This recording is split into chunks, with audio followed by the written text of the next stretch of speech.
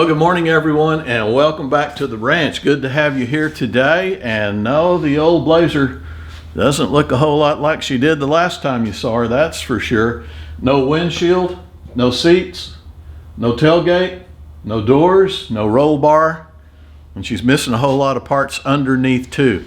But that's for future videos. Today's video is going to show you what we did to alleviate the problem we showed you in video number 3, where the inner lower cowl panel and the inner cowl panel were both heavily rusted out due to 20 some odd years of sitting out in the Texas weather with no roof under a tree. It was just a big old rotted out mess. If you haven't seen video number 3, you might want to go back and watch that one before you watch this one. But in today's video, we're going to show you how we welded not only this panel right here, the inner cowl panel, but also the lower inner cowl panel back into place. We did have 3 issues that we had to get corrected before we welded all this stuff on here, and we'll just jump into that really quickly here. The first issue that prevented us from being able to weld these panels on was I needed access to the back of the dash panel to repair the opening for the radio. And as you can see right here, some changes have definitely been made in the dashboard to allow for a bigger radio.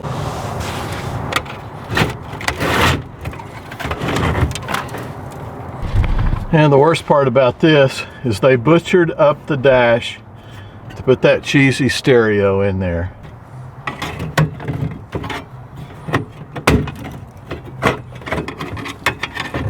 Get out of there, you old junky thing.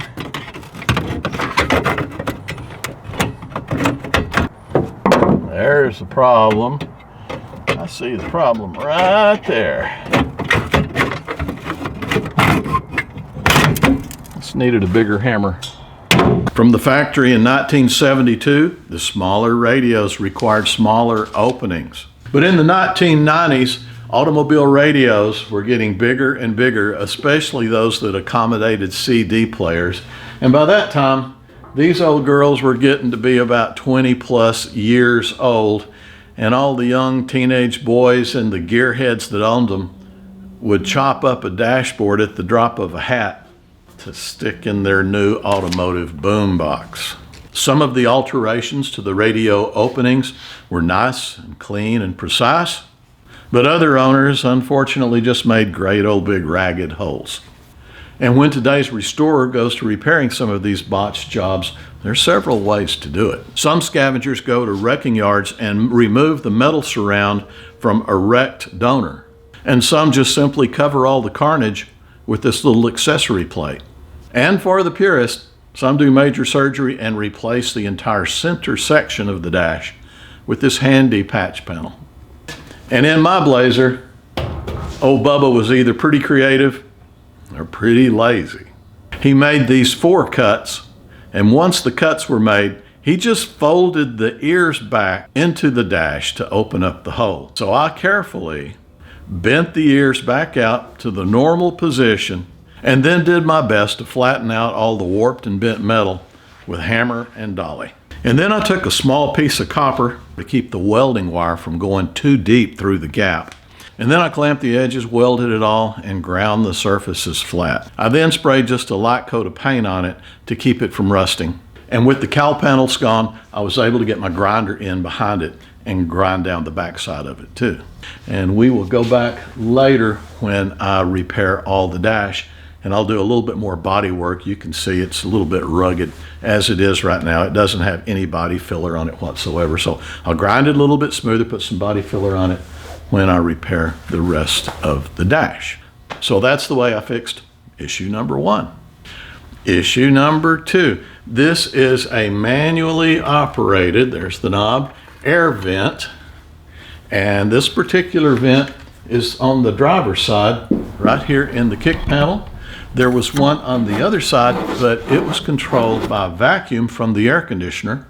And since I ripped all the air conditioner out, and I'm not putting that particular type of air conditioner back in this truck, Just had a big old gaping hole there. Plus, this thing is not too attractive anyway, so I found a couple of manually operated left and right. They're specific for each side air vents. And again, they're kick panel vents. They're right here. They're the ones you can open up driving down the road, and it brings air down through here, goes right in here, blows into the cab, fresh air and a lot of it. So I got a couple of them off eBay. By the time I got them here, it was about 75 bucks, which I thought was high, but okay. And again, that was just one more thing I had to do before I welded this panel on.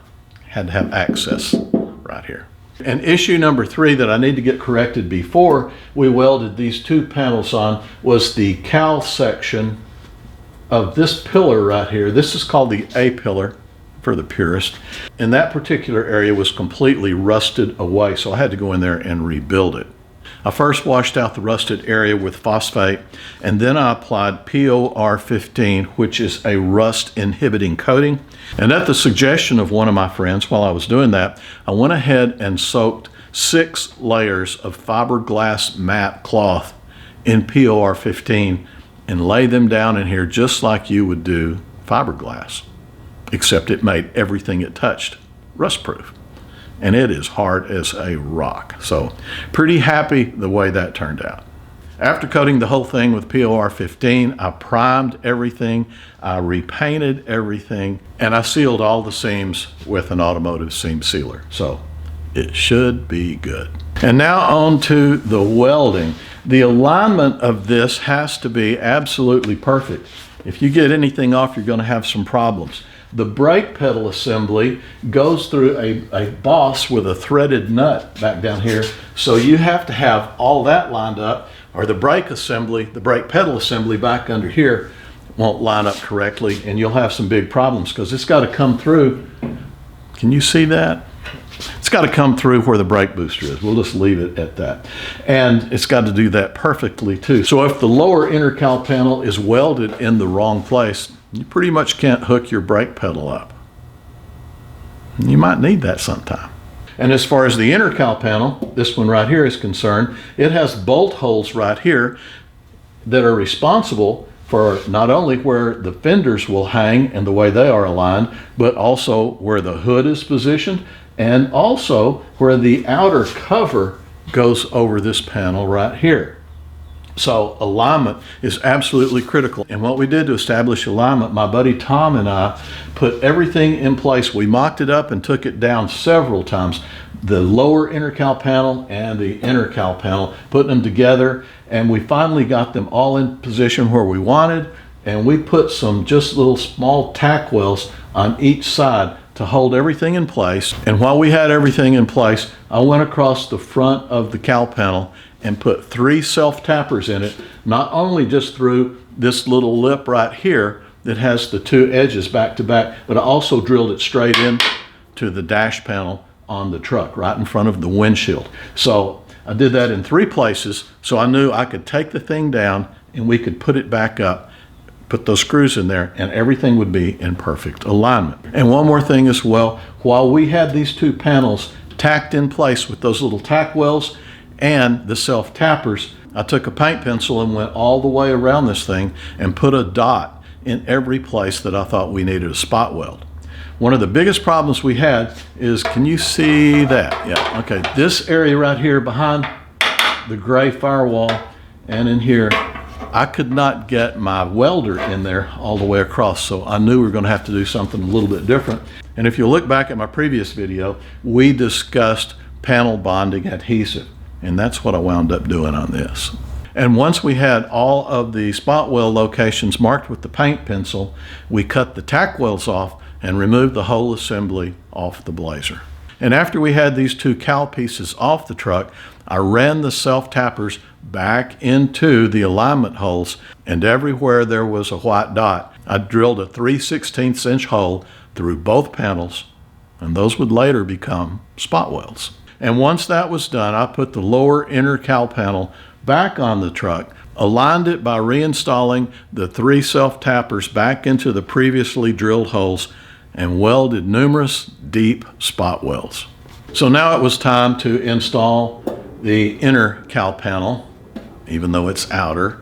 And I knew I could get up here with my welder, okay, no problem at all. But like I told you a while ago, I couldn't get it between the firewall and this part of the panel right here. So it was bonding adhesive time. So the first thing I had to do was go to the panel below this one, the inner lower cowl panel, and where I was going to put the adhesive, I had to scrape all the primer off. So there would only be good clean metal for the bonding adhesive to adhere.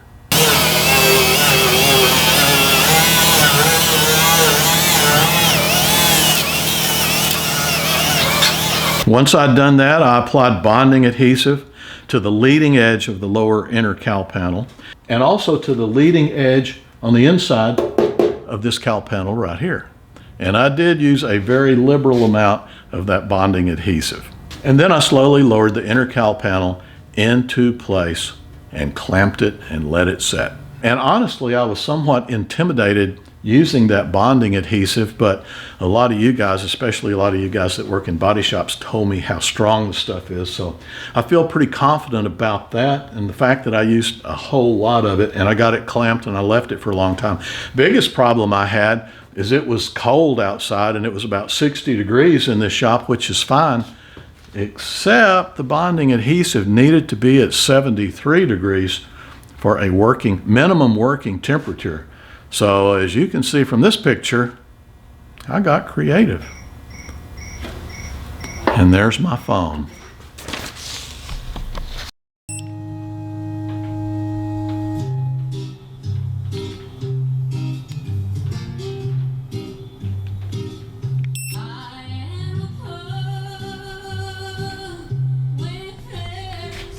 And after I'd given the bonding adhesive a couple of days to set, I started back with the welder again and put about 10 billion spot welds in our poor old Blazer.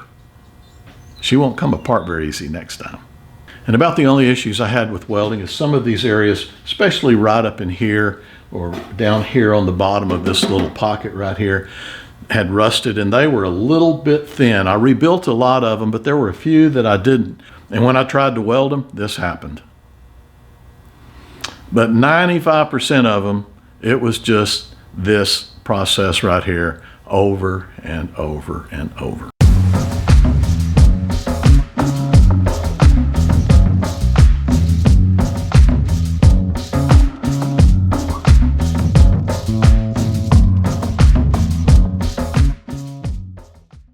Well, folks, that's about it from out here on the ranch again. I know I spent an inordinate amount of time on this cowl issue, but honestly, it was the Achilles heel of this entire vehicle, and it had to be fixed before anything else could be fixed, and there was no way around it. So it was a lot of work. I mean, we have a ton of hours in this, but like I said, it had to be done. And the level of difficulty, I just put it at as average. I'm not a great welder. I can get things done. I can cut things out and I can weld things together, but I'm not really good at it. So anybody with average skills or a friend who is a welder can do this very, very easily. So that is done. Thank God. I am tired of messing with it. I'm glad it's out of the way. And now we can move on to some projects that are going to be a lot more fun. And I do have a great surprise for you on the direction we're going with this Blazer, and we'll cover that in the next video. Once again, thank you so much for dropping by today. If you have any questions on this, put them down in the comments section. I read every comment. Thank you very much. God bless you all, and I look forward to seeing you next time. Bye-bye now.